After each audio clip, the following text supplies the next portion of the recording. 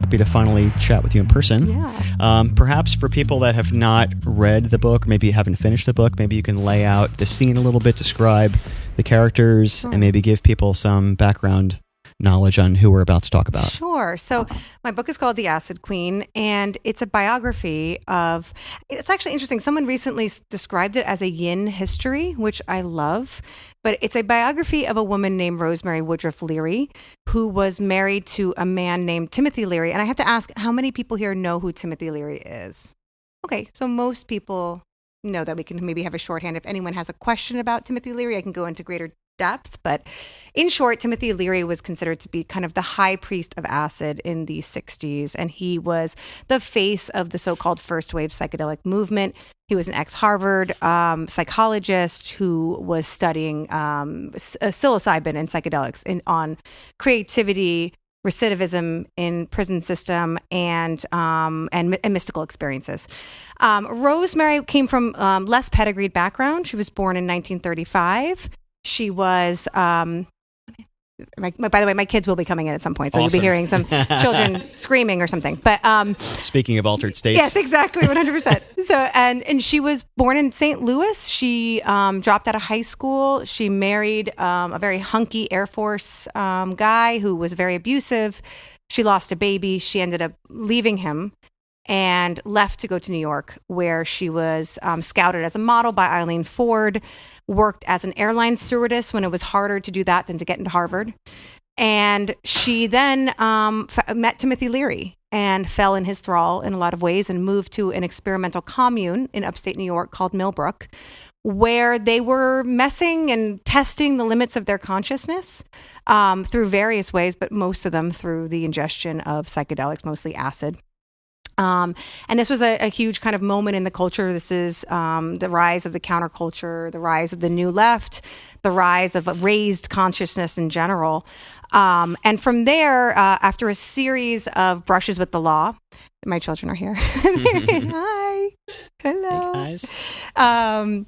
She ends up actually helping her husband escape from prison. A very cinematic moment, turn in the narrative, and becomes a kind of one-named media heroine, Rosemary the Acid Queen. And after that, she is very much erased from the historical record. She goes deep underground, where she stayed for 25 years and lived under an assumed name in various corners of the world, including Europe and South and Central America.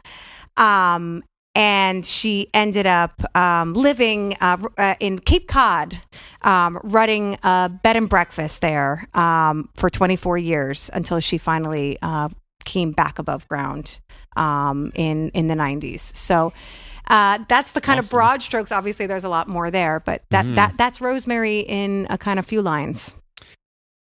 So what I would like to talk about first, I was thinking about how to kind of frame the conversation, and I find it fascinating that you've spent your professional career writing books and articles on so many people's lives, including like the chaos and the disorientation and the impact of these people's lives. And on top of that, your life hasn't exactly been very tame. Right. And I'm like wondering, writing any article takes so much consumption of thought and emotional energy. And I'm wondering how you were able, and how you continue to be able, to hold space for other people's lives and other characters while also carrying so much of your own stuff. Oh, that's so interesting. I mean, my kind of first foray into writing books came from a highly personal experience, which was my experience with Brain of Fart. But before we get there, we should talk about you, because we haven't even introduced you. So, Jay, let's just talk about how we got here. Okay, sure. Okay. Interestingly, talk about chaos in your lives. Almost 2 years ago, I threw a baby on the Barbie after having two already. We're here, twins. I had another baby, and I had that baby with the help of your wife, who is an incredible woman and who was a doula, and Stephen helped her. Stephen was there.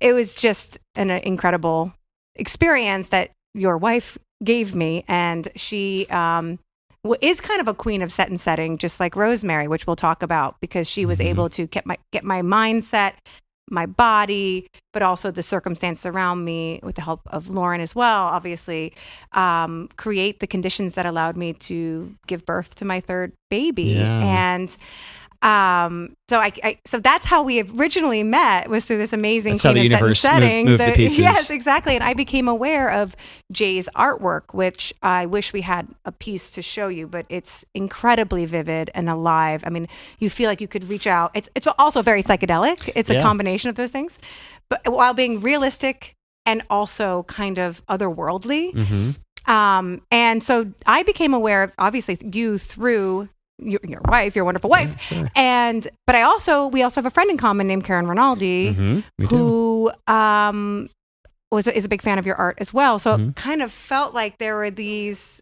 bizarre synchronicities coming coincidences, together. but not. Yeah, exactly. Yeah. And so when I was thinking about, we're in Asbury Park, this is such a creative place, and I wanted to kind of talk about, I mean, obviously you are a real artist, a real visual artist. I consider myself more of a journalist, but like maybe I'm like, I'm not all artists say that stuff, though. Yeah. Right. Okay. But if you didn't say those kinds of things, you wouldn't be an artist. Right. Okay. Yeah. I'm an artist. Now it just feels weird. If you didn't have imposter syndrome, it wouldn't be real. That's very true. And I also think like to like bring it back to Rosemary is that, she never published a book. She was not a singer. She wasn't an actress. She was a model, sure, but her real art was caretaking. Her real art was creating an environment and supporting what she saw as a great man, who was Timothy Leary. And that was her art. And, there was an amazing person I interviewed named David Amram, who is, if you might know him from the Raffi song, Peanut Butter Jelly Made with Ham, one for me and one for David Amram. Anyway, he's a jazz musician and he's amazing, still alive. And he knew Rosemary in the pre-days before, and he described her. He said her art was to elevate the world. Yeah. And I thought, that would be so much fun to bring that kind of energy and this idea that like everyone's an artist into this space, into such a kind of fertile place for that kind of, for art of all kinds. And I thought, Jay, that you would be the perfect person to do that with. And so yes, this is how this was born. Anyway, so sorry. I Back just to wanted you. to say, I'm like, Jay, we have to talk about you. Yeah. Like you did an exquisite job of avoiding the questions. Oh, so. Sorry. I'm sorry. I know, like from being an artist, but also talking to other creative people, that I feel like, myself included, people love to understand the process and how to organize the pieces, whether it's visual, whether it's writing, like the idea of how did you take this thing in the ether and put it here on a canvas or in a book. And like, even though I do it, I'm still fascinated by it. So I want, since you've had such a non-traditional life journey up to this point, I find it fascinating how you were able to, I don't want to say put that on a shelf, but maybe draw from it as needed. But also, how are you able to dive into these other people's lives and journeys while either using or ignoring a lot of the stuff you've been through that in some ways parallels and relates to what you're writing about, specifically this book? Yeah. I mean, I think all of my 3 books, it all kind of stems from my experience, my personal experience with autoimmune encephalitis and my experience with psychosis and altered states that way. So I think everything begins there. Yeah. And I think that really opened me up, not only to, I really find it interesting how, fragile the self is, how malleable the mind is, how tenuous consensus reality is. Those things are really fascinating to me, and they have been a through line among my 3, pieces of my work. And this one, in a way, appears to be a departure, but I think that it does share some of that. But to your question, in terms of like bringing yourself, I kind of come from that. I kind of come from, in my mind, I have this idea that there's this kind of Edward R. Murrow school of journalism where you're never part of the story. Really? Yes. And you're not supposed to bring yourself in this like old school objective way of looking at reporting. Okay. And I respect that. It's so gone. And it's not actually true. Like obviously even if you're not in the story, how you look at a story is framed by who you are. I mean, that's just the reality. But I do think that there's like, the trying to be as objective is a Right. great goal. It's impossible, but it's a great goal. But with this one, I really wanted to recede to the background, and that's Caleb, and I'm not in it until the end. But again, I will say, like, every little piece that I've decided to focus on, the fact that I wanted to focus on Rosemary, I think reflects my state of mind, my perspective, my interest. And it was really fun receding to the background while also aiming a kind of lens on someone who had always receded to the background. And so there was something kind of mirror-like in that exchange that was happening. I'm going to make a comment, and you don't have to respond No, to yeah. it, but if it resonates with you, Yes. you could say something. What I found super interesting, maybe from a reader perspective or a psychological perspective, it's like you went through this insane part previously in your life, this experience with, like you said, psychosis and altered states, and yet here you are focusing on it. And it kind of reminded me of those stories you hear about, like someone parachuting and there's like a malfunction with the parachute, and then they either never parachute again or they go right back to it. That's so interesting. And here you are, someone that went through this Great. insane story where you're like losing your mind and blah, blah, blah. And then all of a sudden you're like, I personally would think that the knee-jerk reaction would be like, I want to like focus on being as clear-minded as possible, never think about that again. But instead you're like, let's find the people that got the most screwed up on purpose, went to a psychosis on purpose, and let's talk about them for like years while I write about it. Wow, that is really interesting, and I wonder what kind of like danger-seeking part of myself is like attracted to that. Is that- It's like attracted to that. Is that was that conscious? Was that I mean, wow. That's a great, I love the analogy of the idea of like, okay, I almost died. I'm not going to go back there. This was too scary. I'm not going to go back. But I think like there is something that piques my interest in something that dangerous Right. in a way. And also the subject endlessly excites me, I think, because it gives me that feeling. Like, and it gets me close to the edge, or, the edge of reason, the edge of my abilities, all those, that really animates me. So I but think, at no part during it you're like, you want to go there? Are you serious? yeah, Like, I mean, I think if You're I like- was you're a little looking bit, at stuff I was on a little purpose? more stable person, maybe I'd be smarter about this. But no, I mean, this is interesting. I want to think deeper about that. Okay. But I think that you're onto something there. Yes, in Invoices the in way the that mail. I did. I mean, I will say, in terms of feet on the ground, I did not experiment while I was like with actual until drugs. tonight. Right, until tonight. Yeah. But no, I didn't actually, I wasn't Yeah. a psychonaut. I wasn't like in pursuit of the actual experience of doing it.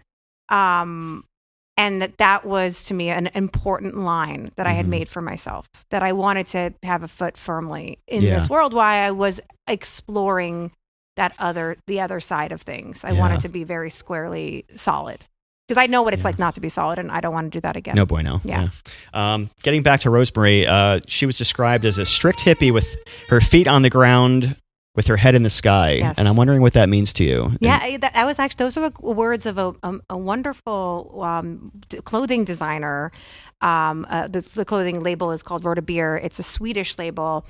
And she's the reason why I wrote the book, because I was, this was circa probably 2019.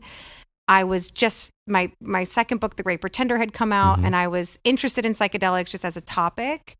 And I became aware of the Rosemary Woodruff Leary files at the New York Public Library, and at the same time found this amazing dress in the store that was it had poppies all over it. It was so cool. And then I Googled it, and it was by Rhoda Beer, this brand, and the woman who designed it, Karen Rhoda Beer, she was inspired, it said, by Rosemary Woodruff Leary, by the psychedelic pioneer Rosemary Woodruff Leary.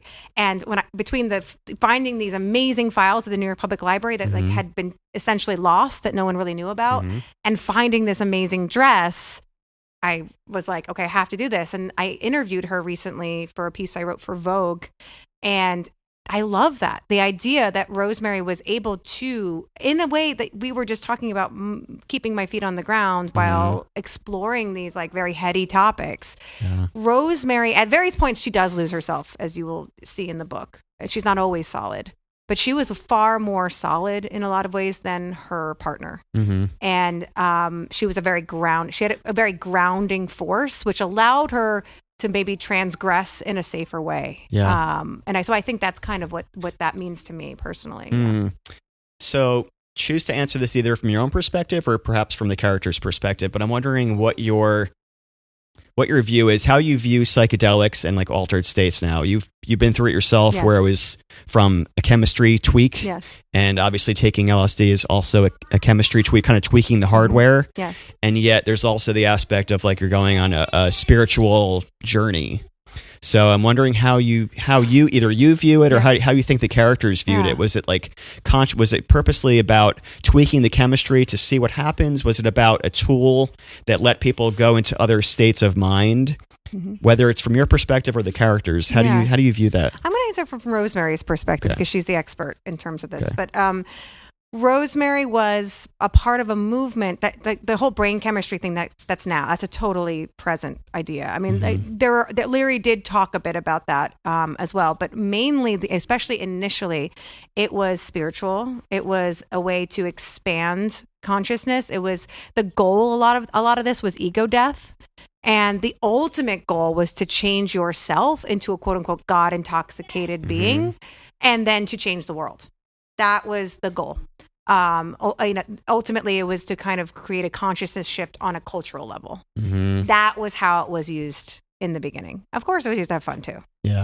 But these were challenging experiences, and Timothy Leary created the psychedelic experience, a seminal text that was meant to orient and ground trips towards this goal of ego death. And Rosemary Woodruff Leary, she was trained by Leary and then also came from these innate abilities, but also these abilities she learned as a stewardess.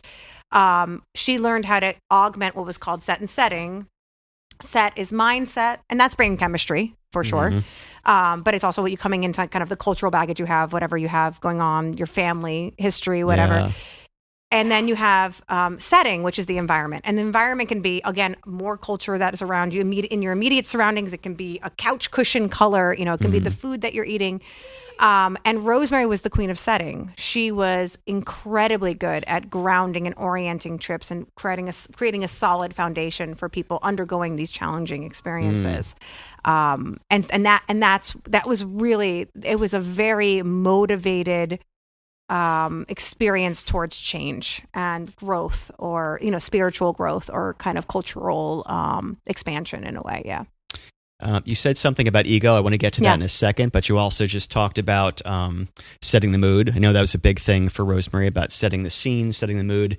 And I know a lot of us, myself included, are very interested in your process. Yeah. And I'd like to bring it back to you for a second. Yeah. Do you feel like you have that quality that Rosemary has, where you have to set your scene, the atmosphere, the ambiance before you kind of invite your muse in? Do you have a ritual? Do you have to light candles or incense or play music? I have a ritual. Let's hear about it. Oh my gosh. Well, I have different rituals for each book. Okay.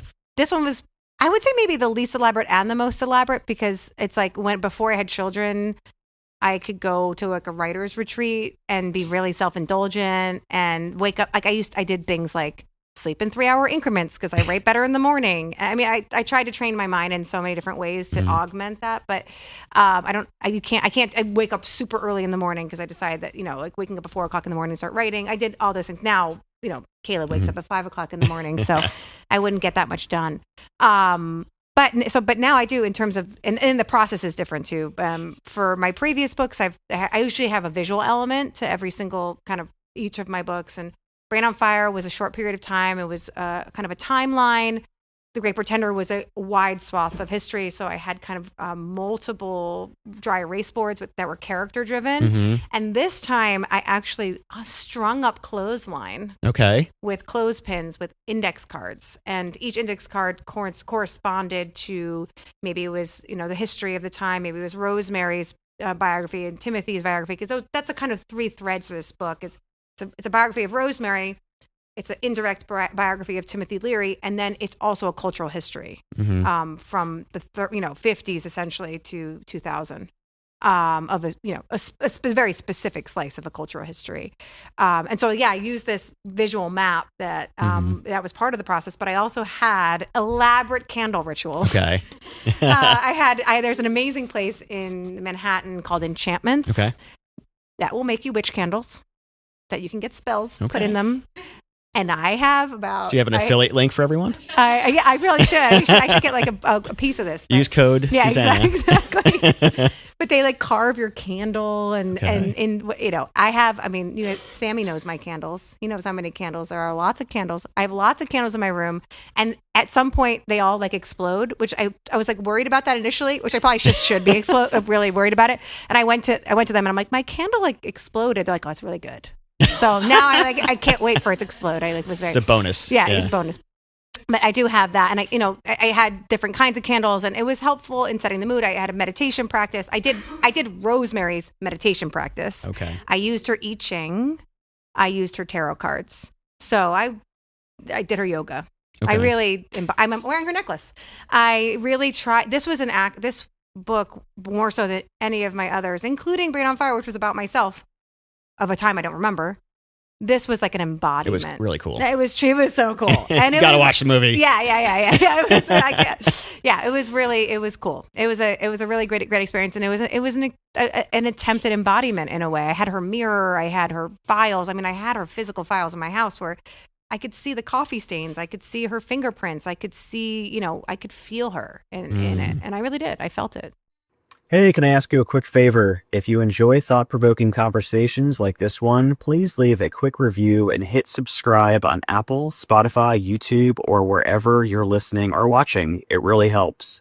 I talk with world champions, artists, best-selling authors, rock stars, and CEOs to uncover what makes fascinating people tick.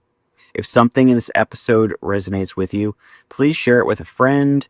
And also check out my work at jalders.com. You can follow me on socials at jalders, and you can follow the show Shifting Perceptions Podcast on all socials as well. Let's get into it. It's interesting you say that because I think a lot about the idea of legacy when it comes to creators, right? Like we take how you just described her. I think about people like Jim Morrison. I think about people like Kurt Cobain that were so on the fringe, and had they not had a big break, they likely would have been laying on the street, like shooting heroin, drooling in their mouths, people stepping over them, not paying any attention. But the idea that when you achieve a certain level of success or notoriety, or something is connected to you that's powerful, how that you become this iconic, legendary status. It's like super interesting. Yeah. Getting back to the ego comment you made. Timothy and Rosemary, as you described them, dismissed people at some point. They went into it like wanting to get rid of ego, and then you kind of described how it did the exact opposite. Yes. And they would dismiss people for not being as enlightened as they are. Yes.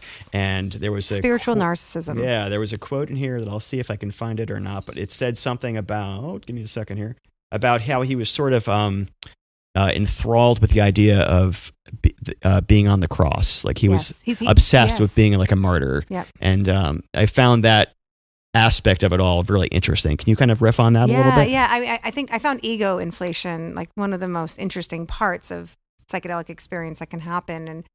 And there's this idea that there is when you are undertaking these substances, there's a kind of inflation that can happen in many different directions, and there can be a ego death, and there can be an ego expansion. Mm-hmm. And oftentimes, especially in the beginning stages of like high doses of taking these in these kind of contexts, there tends to be a kind of messianic stage.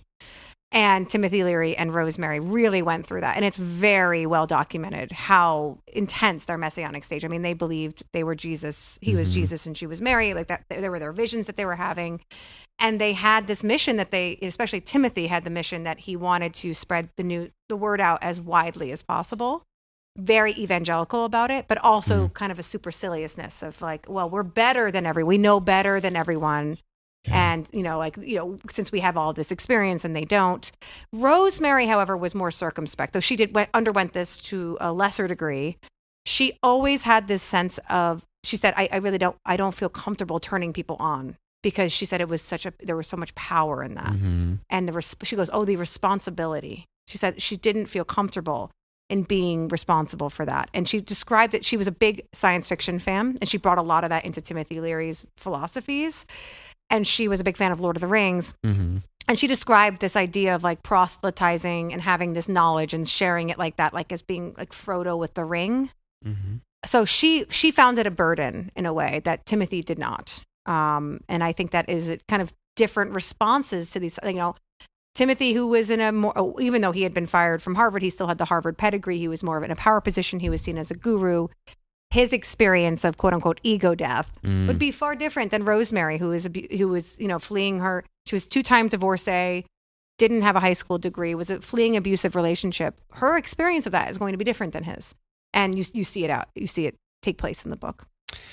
Going back to what I was talking about, how legacy is really impacted by the people in your lives, I found that super interesting how Rosemary sort of crafted and created his image the way you described, how she would sew and make his clothing and come up with like cool catchphrases and tell him which jewelry to wear. And they both leaned on each other in order to kind of build their own status in a different way. I was talking to my kids on the way here saying how like in modern times she would be like his social media manager in a way. Totally. Yeah. Absolutely. And then likewise, she probably would have ended up with someone else really interesting because that was her personality, but she really does lean on him and he leans on her. Yes. And can you talk about that dynamic? Because it felt like it kind of had a lot of that push and pull, like I need you, I hate you kind of thing going on. Yeah. Rosemary, there's an interesting kind of Jungian concept of the golden shadow, which is where if your narcissism doesn't present and typically as narcissism, but represents, it's through the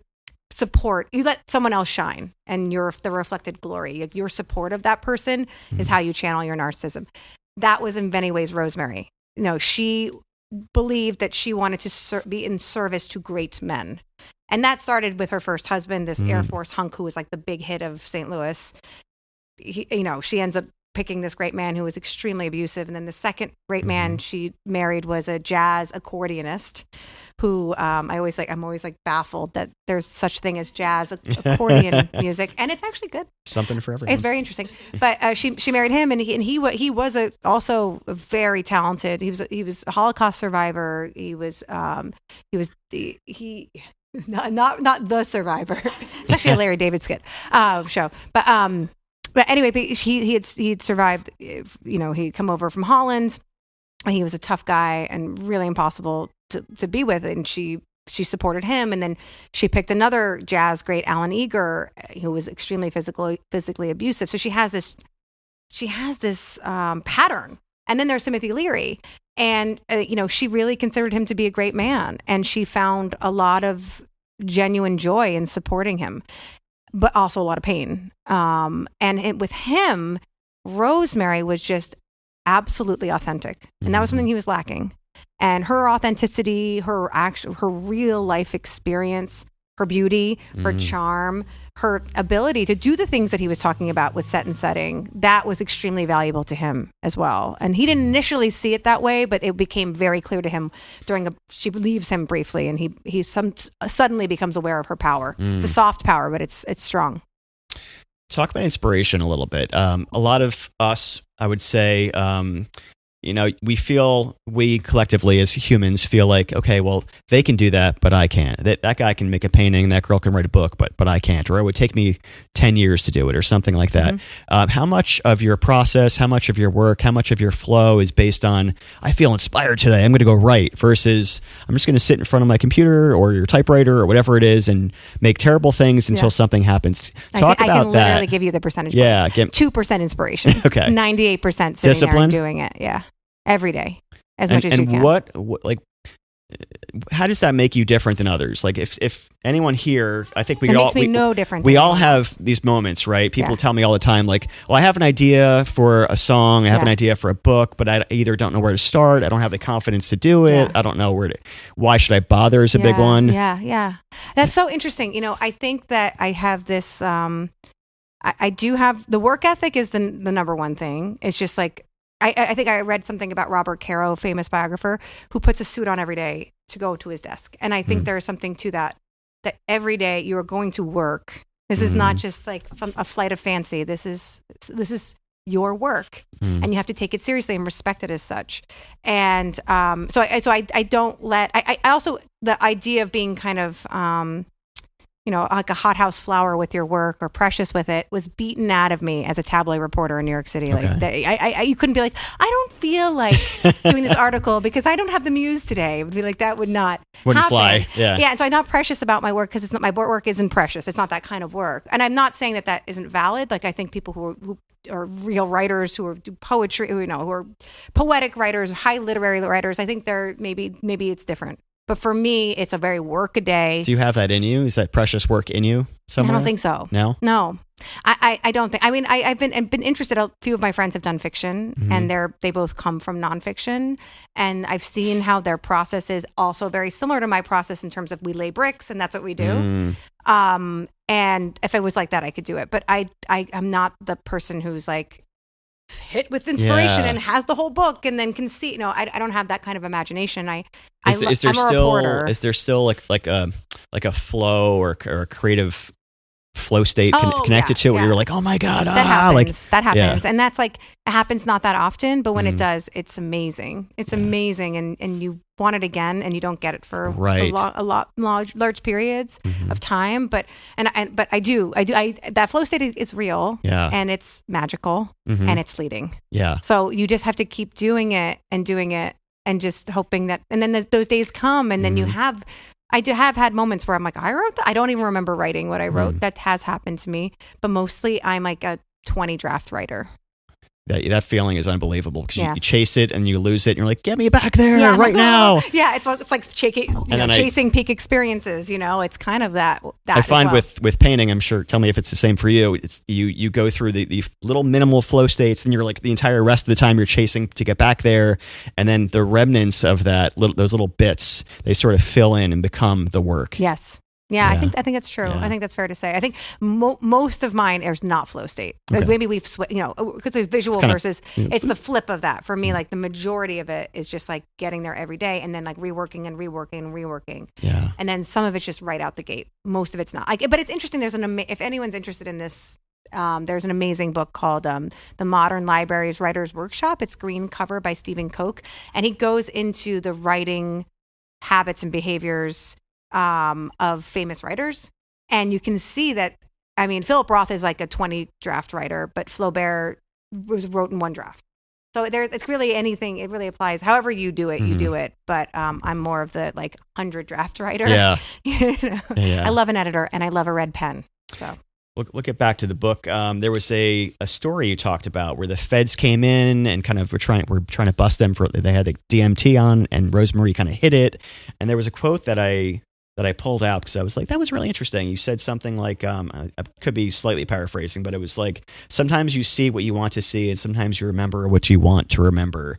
And I'm wondering how your view of the story of Rosemary has changed, how what you wanted to take out of it is the same thing as what you entered with. Oh, I love that. And that is actually in reference to the fact that there was a raid at Millbrook. The police started seeing all these freaks and hippies coming into town. They didn't like it anymore, and reports of a lot of sex and stuff. And so they didn't like it, and so they sent police in. And Rosemary writes that she was wearing a flannel gown with like the kind of gown you would get as a child that has like the elastic at the sleeve. Very thick flannel.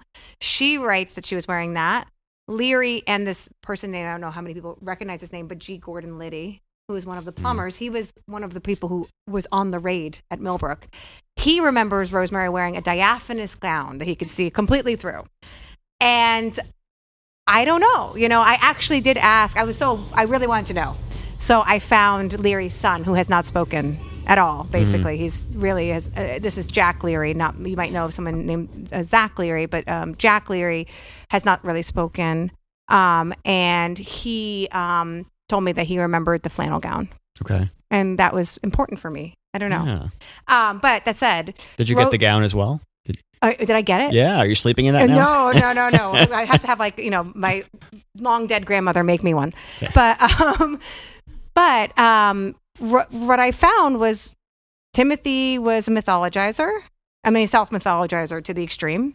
And Rosemary was a mythologizer as well. They were both creating a mythology. So I had to, I'm a reporter, so as much as I could find and confirm through outside sources, I did. But at the end of the day, when things conflicted between them, as I write in like kind of opening, I am going with Rosemary's version of events. Everyone's gone with Timothy's version of events. In this version of what happened, this is Rosemary's version. And I don't pretend to say that this is the absolute truth. This is as close as I could get. Sure. And in the end, I actually end with it's one of my favorite things that I uncovered, but she would always write. She was working on a memoir for 40 years that was never published in her lifetime, and which was amazingly helpful for me. And in it, she writes that her father was a magician, and that she used to like watch him in this top hat and tails, and he was amazing. And I thought, oh wow, that's great. Her father's a magician. What a great origin story from this woman who helped this other magician. And then I found a letter to her mother, and she had sent that passage to her mom, and her mom wrote back, "Oh, funny, honey, like Daddy read that, and he said, oh, he's like, that's sweet, but I was not the magician. I was the magician's assistant." And that is very meaningful. I mean, on so many deep levels, because she was both a magician and a magician's assistant. And then, but she knew this, and this was a letter postmarked 1973, and she never changed it. Yeah. She kept it that he was the magician, and it was a reminder that we all tell ourselves stories. I know that Joan Didion line, like we tell ourselves stories to live, and so did she, and so do all of us. We all create our paths, and they change as we get older. So, and I'm aware of that in this. But as much as I could, it was great because I had multiple sources, and I had her diary, and then I had the newspaper clippings at the time. Then I had Timothy's recollection, so I had a wealth of information. It was just about confirming as much as I can. And then, landing with Rosemary when I couldn't confirm elsewhere. I'm going to ask you a question. I wonder how many of you can relate to this. When you go into a career or profession, a lot of times it starts with a magic feeling, a spark, a passion, something like that. And then if you become one of the lucky ones, you're able to do that for a living. Yeah. And then what often happens is your passion, your interest, the spark becomes work, grind, and some of that kind of fades. Yeah. I'm wondering if any of that resonates with you, and if so, how do you keep that magic, the spark, the passion alive during the process of taking your passion and turning it into a product? Yeah, I think with this in particular, it did feel magical the whole time. Cool. Yeah, and that was not true of my second book. Okay. Because it was a hard book to write. I'm very proud of it, but it was harder. This one just did feel really joyful, and cool. I felt very grateful the whole time to be in her world and to be able to tell her story. And I had a tarot card reading about the book, and the tarot card reader said, "You've made a ghost very happy," which I think is what I was feeling while writing the book, of this kind of, this sensation of like righting a wrong in history and telling a story of a woman who is, complicated, not your typical heroine, not your typical subject of a biography. And that just was really exciting. And I didn't really have to work hard to manufacture that spark. And I created techniques to get myself to write with other writing projects where I had to like manipulate, basically do MK Ultra experiments on my own mind to like keep myself going. But this was not one of them. Okay. Interesting. I know we want to open it up for questions from the audience, so I'm gonna. One thing I will say, we have in honor of Jay and Rosemary and just all of us, we have a little writing project, whatever you want, like art project back there that we'd ask if you're comfortable or would like to contribute something inspired by the book, not inspired by the book, but just anything that you'd like to draw on there, just to. Yeah, just as a kind of, I'm going to read a really quick thing of Rosemary's style of writing. It's really short, which might inspire you when she was working on her book. Rosemary exercised her past through writing rather than burying it. John, her lover, on Underground, bought Rosemary her own Olivetti typewriter and urged her to write every day, as she once had for her husband. She donned a work uniform of flowing cotton caftans, sitting in front of the open window that faced the wooded, rolling hills around the farmhouse, and recorded, in the span of a few months, her year on the run with Timothy. To summon the muse, Rosemary cut out her typed sentences, placed them in a shoebox, and shook it. Then John removed the sentences at random and pasted them together, a writing embodiment of the divine synchronicity of the I Ching. Still, she often got stuck when trying to dig into her earlier days with Timothy and found herself reworking, creating dozens upon dozens of drafts. Rosemary stood in an impasse, John said, because she was always editing her life for the safety of others. So let's not edit our lives for the safety of others and contribute to our art project here if you feel comfortable. I love that. And we'd love to open it up for questions as well. Yeah, if anyone has any questions at all, or if you want to think about a question, I have a mic here if you want to come up and ask anything. Great. Okay. What happened in the mirror? Brian, my very good friend Brian, is asking a question. In Cape Cod, during Rosemary's time underground, which was completely unknown, I had to do a lot of on the ground reporting in Cape Cod. And this was when she was living as Sarah Woodruff. So basically, she helped Timothy Leary escape from prison, went underground in Algeria with the Black Panthers. That didn't work out, ends up going further underground in Switzerland. Timothy Leary gets arrested again. She helps him get out of prison. They break up. He gets arrested, turns on her, and gives her up to the feds. She goes further underground and eventually resurfaces in Cape Cod, where she spends 24 years of her life. And I interviewed various people who knew her, and she was kind of, that part of the Outer Cape is known for being a kind of safe haven for outsiders. It was even its history is like a rogues gallery of what they call whores and shipmen. They said so. It has this kind of rough and tumble history, and it still does have a bit of that sensibility, especially in the 70s. People were escaping when they were going there, and so she had a bunch of friends who had these kind of interesting backstories, and one of them was a psychic. And I met her and we talked, and then I went back to her tiny cabin in Truro, where I talked to her for 3 hours, and she had Rosemary's mirror, weirdly. And she, in the book, I only say that there was a strange event that happened, but apparently the mirror came off the wall. I don't know. I'm just reporting the facts. Came off the wall, floated above her and crashed to the ground, but didn't break. And she had to do something to get the spirit out of it. I don't think it was Rosemary's spirit. She wouldn't do such a thing. But yeah, so Rosemary's mirror, that's what happened. Yeah. Thanks for asking. Well, I'll ask another question while we're waiting for other good, juicy ones. So I was thinking about things I wanted to find out about you, and I was curious more about your process. So we're going to dive into that if you don't mind. No. So Michelangelo was said to have described sculpting the David as, "I saw an angel in the marble, and I carved until I set him free."